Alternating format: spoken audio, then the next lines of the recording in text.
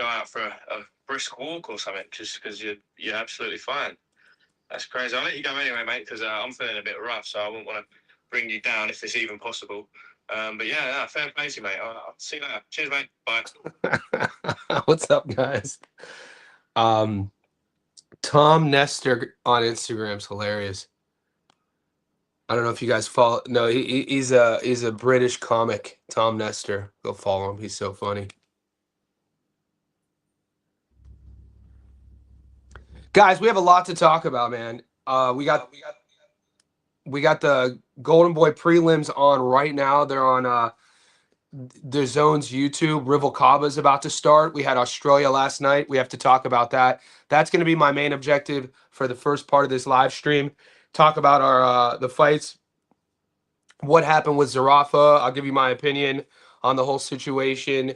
For all of you, those who don't live in Australia, that you're maybe unaware of the boxing fandom media zeitgeist. So the overall perspective of Zerafa already before this fight over the last few years, and what transpired last night in the main event in Brisbane, what that means to both guys' careers, Nikita and Zerafa. We'll get into that. As you guys are tapping in, let me know where you're coming from. Also, do me a favor, like this video, subscribe if you haven't already. Our Discord is growing. You guys have a couple different options to join. You could join right here on YouTube. It's a couple bucks a month, or you could join on Patreon. Whichever one you choose, you become a member, a VIP in the Discord. It's not just boxing, it's MMA, it's NHL, it's American football. It's a growing community more than anything. I love getting private messages from guys in the Discord who will tell me about, hey, thanks for starting this Discord. I linked up with so-and-so. I met him here. Here's a picture of us like at the casino. Like it's pretty rad. And it's growing. We started it in August. That link is pinned. And DAZN, their stream just started. So give me 1 second. I'm trying to do like 15 things at once. I'll bring the Discord up here.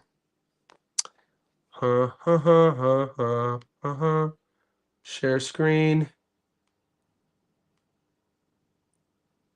All right. Yeah, so wherever you guys are at, Dwayne in the house. Saludos from Mexico. What's up, brother? Hopefully you're well. Jay Size in the house. Guys, we're up though, man. We hit our long parlay hit with Australia, and I'll show you. We always bring up the receipts. And our double hit, our method of victory. Now, our payouts would have been so much more if Michael Zerafa wouldn't have quit. And that sounds pretty crazy. And you guys know me. I'm the last guy to ever bag on a fighter. You never see me talk trash about a fighter. It's just not in my nature, considering, I basically grew up in a boxing gym. Zerafa quit. Don't get it twisted. However way you cut it, if you had money on Michael Zerafa, you got lucky 100%. Those of you on my stream who thought Zerafa was going to beat Tszyu, you were wrong. He wasn't going to beat Tszyu. I know it got stopped in the second, after the second, due to a headbutt, but he wanted out of there. He saw where this was trending. He was going to get stopped. My saving grace, our saving grace, the Nikita Tszyu fans last night, is that thankfully our betting apps didn't screw us. Thankfully, the betting apps did the right thing and just voided it and still paid us out. But the biggest take-home point is Michael Zerafa had a great opportunity to prove his naysayers wrong, prove his doubters wrong. He didn't have to win. He could have, fight. Boxing's such a beautiful sport to where you could gain fans and you can move up the ladder with how you fight. Fighting valiantly, fighting admirably, fighting like a warrior, fighting like a samurai. Not saying that you can't see because the fight was going to go how, you didn't like it and you were instantly uncomfortable, and then you said you couldn't see, and then you lied in front of the whole world when there's video evidence. It left such a bad taste in all of our mouths. Mike Zerafa, he should be embarrassed, and I know he's embarrassed, and it happened in the heat of the moment, so it's tough to look, it's tough not to judge him. I'm gonna play you this real quick. When is the last time you've seen Tim Tszyu this animated?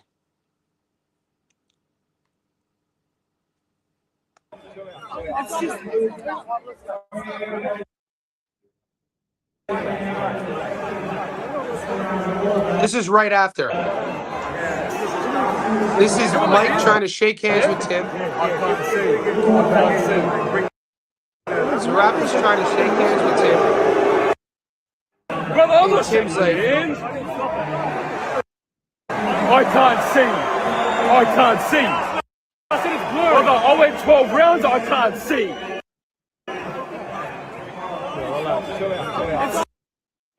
when have we ever seen Timmy Tszyu like that? Like, he was pissed. Everybody was pissed. I was pissed. Zerafa, as simple as this. Zerafa wanted a way out, and he found a way out. And, some people are saying that's a good business move. And this takes me back to the point I said about the boxing zeitgeist down here in Australia. You got to know who No Limit is. You got to know who the Rose brothers are. They're not going to give him another opportunity. This isn't like, oh, let's just run it back and let me get double the money. I don't think the Australian fan base wants to see that. And I don't know if the Rose brothers want to do that. I don't know if maybe somebody here could, if you heard a comment that I haven't read yet, but people are super salty. The fans, right when this happened in Brisbane, the crowd were throwing things. The crowd looked like they were about to revolt. So Zerafa had an opportunity to be brave, and this was Nikita's step up. And Nikita handled it how I thought he was going to handle it. If you know anything about boxing, you saw what happened. You saw the psychology of what was happening, and it's just unfortunate for the sport, man. Yeah, crazy to think he was announcing that they were going to run it back. And I'm going to pull up another video for us.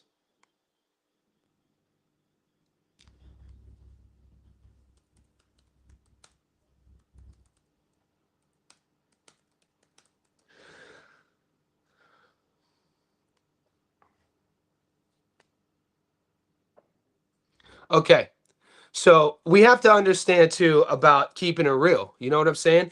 Of all the pro sports, boxing fans, and, the longer you're on my channel, if you're new, we have an educated chat. Boxing fans, you can't lie to a boxing fan's face about what they see. It's not like politics. It's not like Democrats and Republicans, and one media outlet is telling you one story and the other media outlet is saying the opposite, and you have video evidence right in front of you exactly what happened, and both sides are infighting, and both sides are saying that the other's lying. Boxing fans, we're not stupid. You see what's happening. Mike Zerafa on camera, and I'm going to play it for you, was asked, can you see? He said, I can't see. The day one boxing fans know if you tell a doctor in the ring you can't see, they're going to stop the fight. Now, that's not really my issue with him saying I can't see. We've seen this happen before. It's combat sports. The issue is right after, in the ring, he lied to everybody.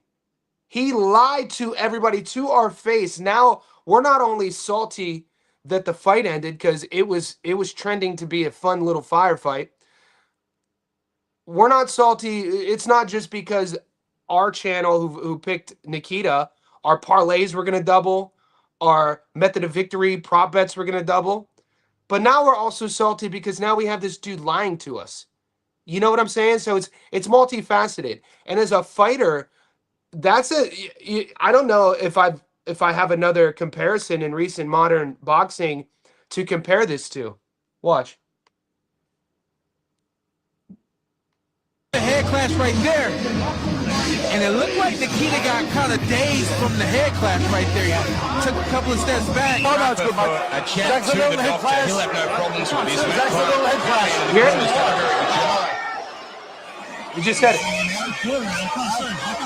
I can't see. He just said it. And I bet you No Limit. Dude, I freaking hate No Limit boxing. No, the promotions, they're probably going to flag me for that. Oh, well. We'll see. We'll see if they take. We'll see if they take this live stream down. Hopefully they don't. Me just playing that might get me taken down. But you just saw. You saw what he. You saw what we saw. You saw what we heard. I can't see. And then I'm gonna play you one more.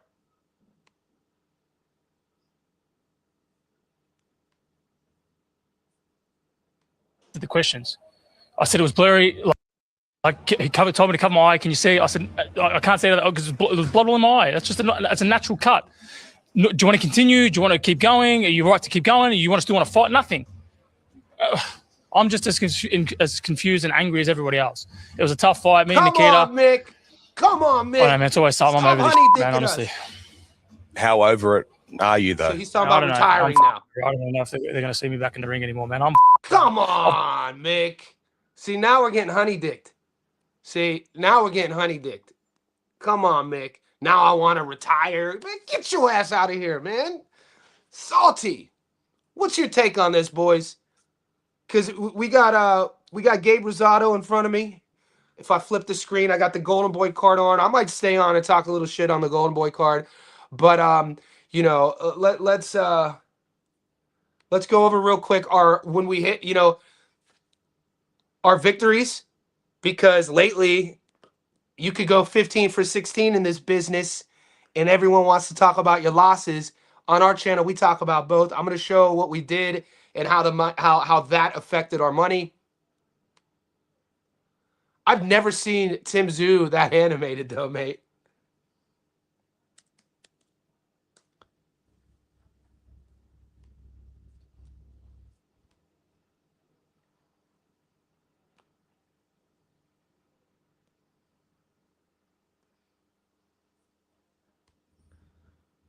So this is my Instagram. Guys, if you're on Instagram and you want to contact me and follow me there, Johnny Stofko on Instagram, just say, hey, Johnny, I watch your YouTube. I'll follow you back. It's just another way of getting a hold of me if you have questions about the fights. I'm very reachable.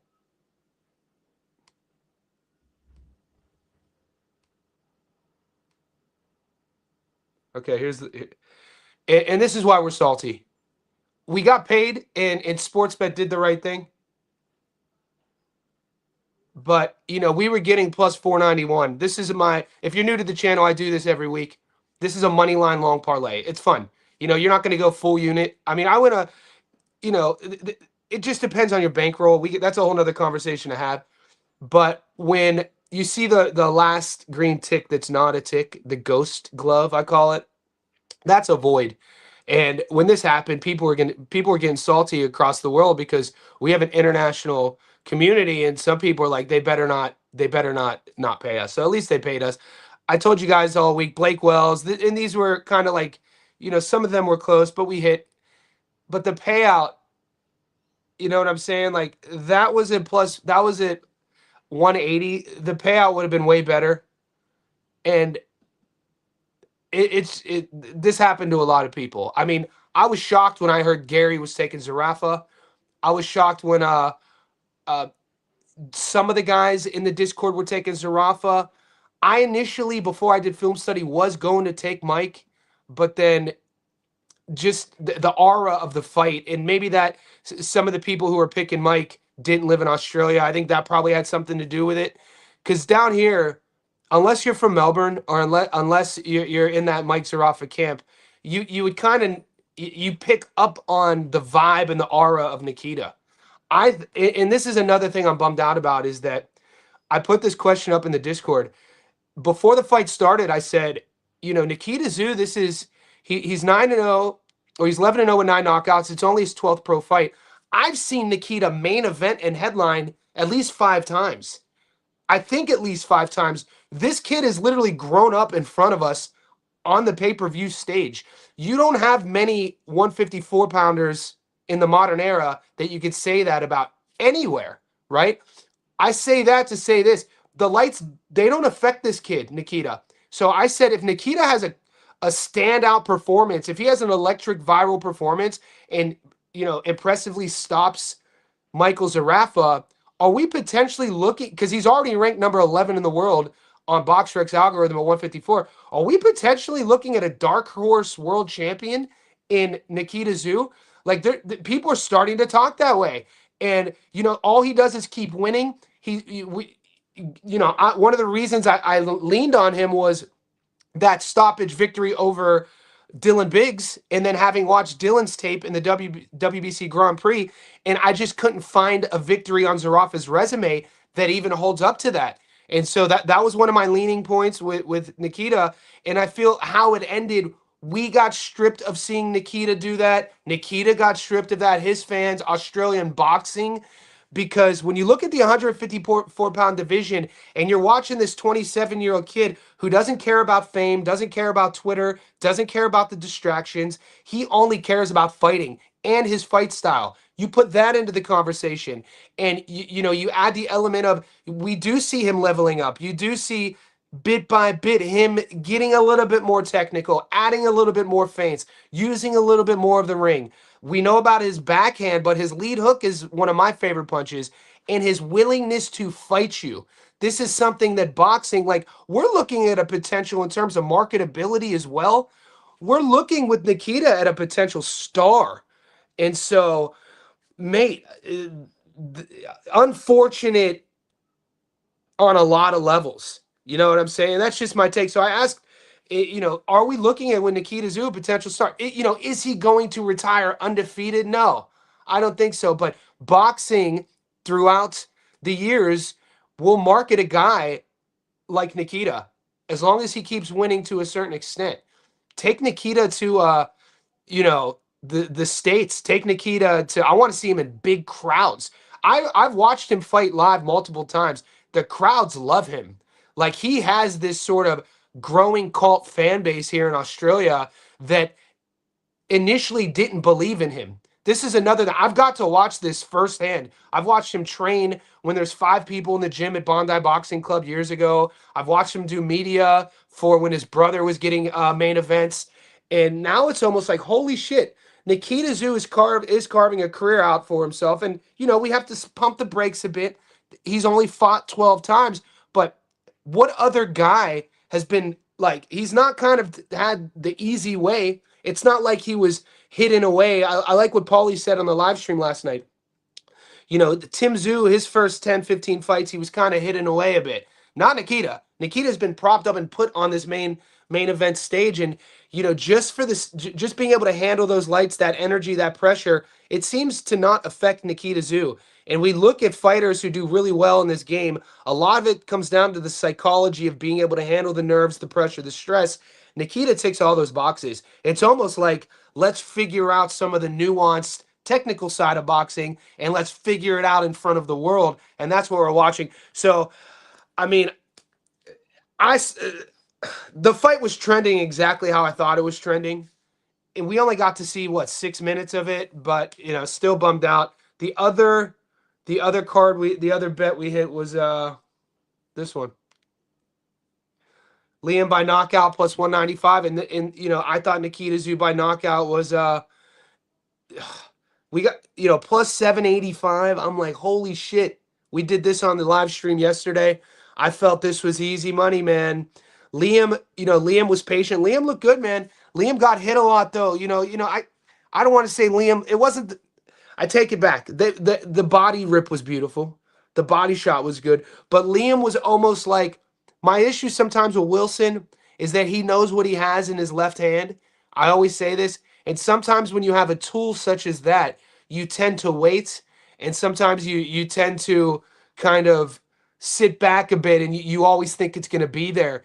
And in boxing, when you do that, you could lose rounds. Rounds could be flying by. Also, you could be taking damage that you shouldn't be taking.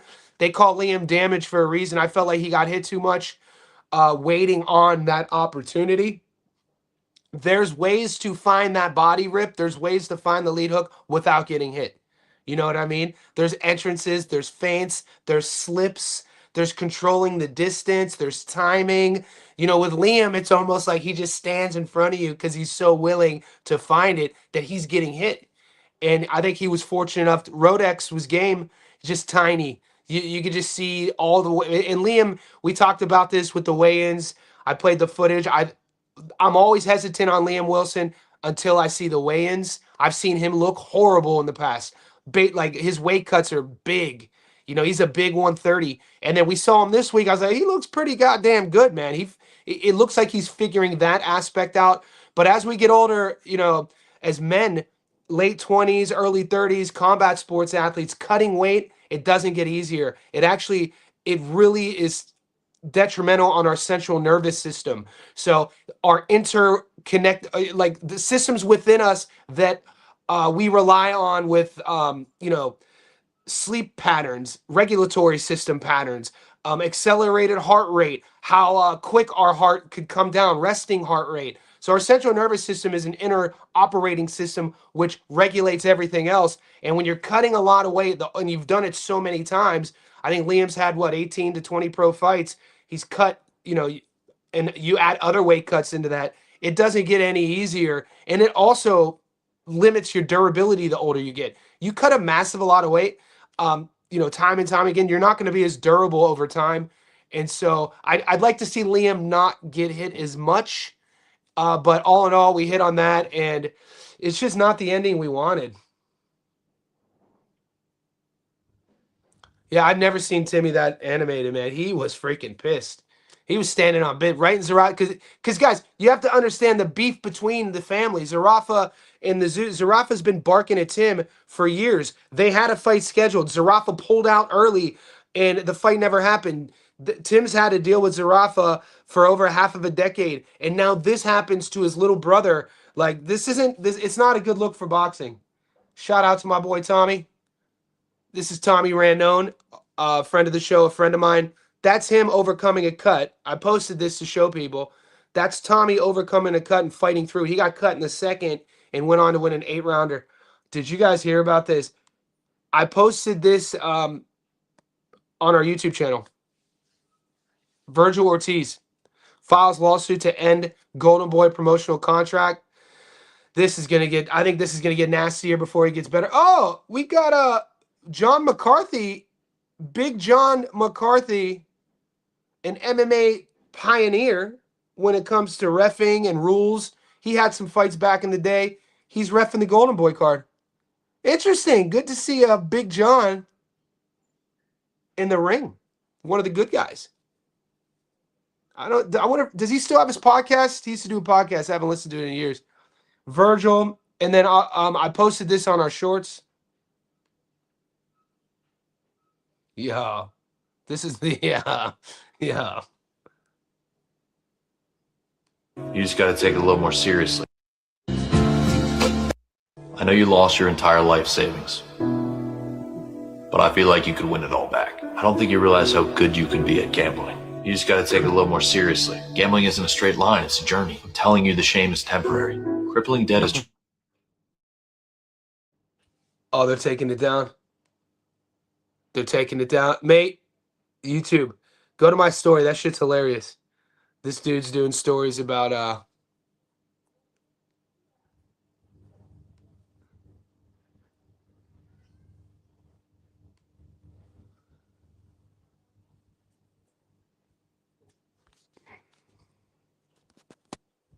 I just saw something about the court documents. It says Golden Boy offered Ortiz $3 million to fight Boots, and he was demanding $7 million. Where'd you see that, Kiza? You got a link?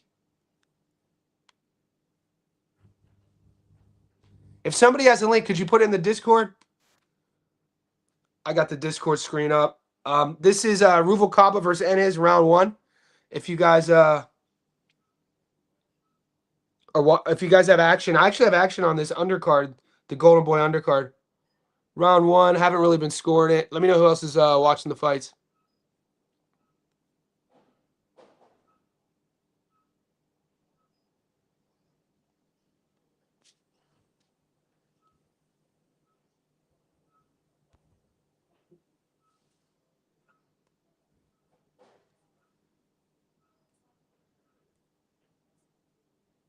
Kiza, could you post that document?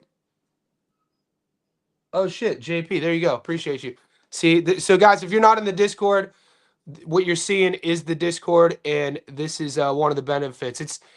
I've never been part of a boxing community like this. It's not just bet on boxing. We got some real guys like myself who care about the sport. So this is what, according to court documents, Virgil Ortiz wanted $7 million guaranteed to fight. Now, guys, I'm not on X, but is Pound for Pound a credible site? Because we always have to ask ourselves that question, too. All right. Moreover, your comments about the negotiations for a potential fight against Duran Ennis are wildly inaccurate. Golden Boy has offered Mr. Ortiz a guarantee of $3 million for that fight, $1 million more than the guarantee required for the agreement, along with potential pay-per-view upside. Dude, and that's where, I lived with a UFC fighter for a few years. She was part of the first ever Ultimate Fighter. It was season 20. She was a strawweight. She fought pay-per-view once. She fought Paige Van Zandt in Vegas in the co-main. I know how much pay-per-view money counts. So pay-per-view money is where a lot of the money is. In response, Mr. Ortiz has demanded a $7 million guarantee, which is more than 3 times what is required under the agreement and twice as much as Mr. Ortiz has ever earned in his career. See, I don't like when they do that. I don't like it, but this is the dirty side of politics and the dirty side of contracts agreements. When you start leveraging what a guy, when you start pocket watching a guy based on he's never made this, so why would he like? Everybody knows in the world, and maybe this is the double-edged side of promotion. We know that Virgil is one of the biggest names in boxing, so to demand $7 million, I mean, I'm always going to side with the fighter here. Sorry, I'm always going to side with the fighter. Mr. Ortiz has demanded $7 million guaranteed, which is more than he's ever made in his career. The demand is completely unreasonable given that neither Mr. Ortiz nor Mr. Ennis has ever proven the ability to carry a pay-per-view event. Like, come on, mate. Manifestly, Mr. Ortiz is acting in bad faith and making wholly unreasonable demands. This is going to get nastier before it gets better. Yeah, this is going to get nastier before it gets better. And, Oscar's Oscar.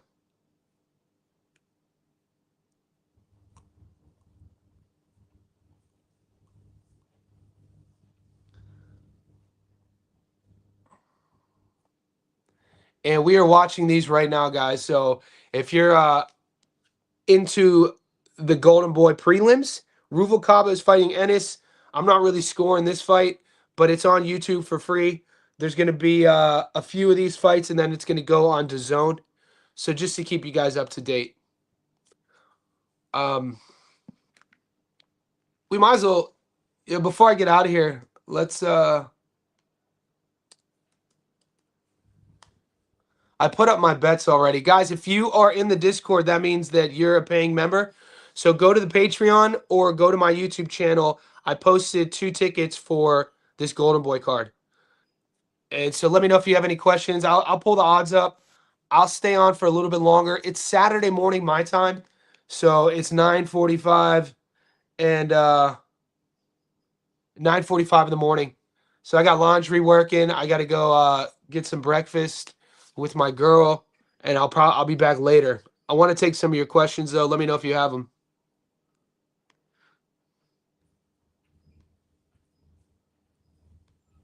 It's round 2, 45 seconds left. Ruvalcaba Ennis. The odds on this fight were shit. We didn't get any method of victory odds, so I did a long parlay like I always do, and we got Ruvalcaba.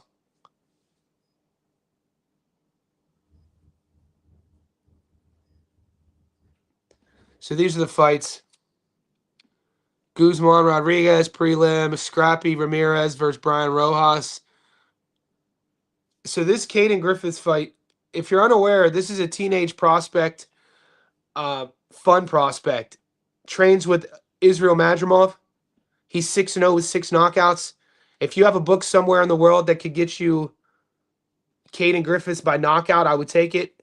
But the bookies are smart. They're not giving us that option.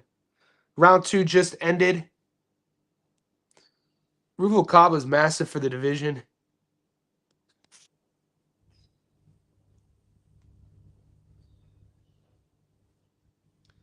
Ruslan Abdullayev is fighting. And Joel Ariate is fighting. All right, this is the big one, and I'll end with this if we don't have any questions. There's a lot going on this morning and night, wherever you guys are.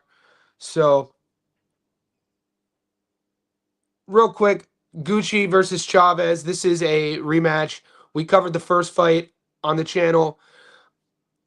It's interesting to see Gucci the dog now. Gucci was a favorite in the first fight. I picked him to win. I thought he lost 7-3, 6-4. They gave him a draw. This time around, I'm taking Chavez by decision. I like Chavez on points at 220, so you get plus 120 back. And then I like the fight to go the distance as well. So Jorge Chavez on the money line, Jorge Chavez by points or decision, or the fight to go the distance or the over. Those are my picks. And on that note, I'll see you.